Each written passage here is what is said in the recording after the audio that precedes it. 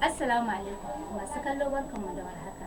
Sannunmu da arzikin saduwa da ku a daidai wannan lokacin, inda ni ɗaya daga cikin fitattun jaruman nan na wasan Hausa wato Kannywood, inda za ku kawo muku sababbin shirye-shiryenmu mai suna ƙalubalen rayuwa.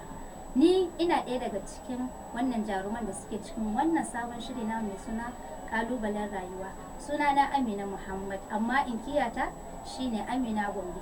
Ku dakace mu. Shirinmu yana nan a kowane lokaci, za mu sako muku shi nan ba da jimawa ba. Mun gode. Ƙalubalen rayuwa shiri ne wanda aka tanade shi domin masoya. Shiri ne kuma wanda zai rinka ilmantarwa, faɗakarwa tare da nishaɗantarwa. Mu dai kawai fatanmu a nan shine ku yi mana subscribe. Mun gode, sai an jima. Haba Muktar, ya za a yi ka wulaƙanta ni? Sai da kasan zuciyata ta kamu da sanka. Sabilillahi Muktar, a wannan ni ban san da me zan kwatanta abin da kake min ba Muktar. Ni da na san zaka saka ni a cikin wannan hali da nake ciki, na tabbata maka wallahi da ba zan fara soyayya da kai ba. Haba Muktar, sai da ka bari son kai kama cikin zuciyata. Ke da Allah saurara, da Allah saurara. Kina so ki ce na yaudare ki?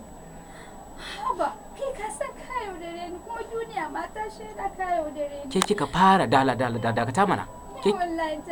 Masoyanmu, kada ku manta, shirin ƙalubalen rayuwa shiri ne wanda zai rinka ilmantarwa, faɗakarwa tare da nishaɗantarwa, wanda za mu rinka kawo muku a kowane lokaci domin mu nishaɗantar da juna, mu ilmantar da juna, sannan mu faɗakartar da juna.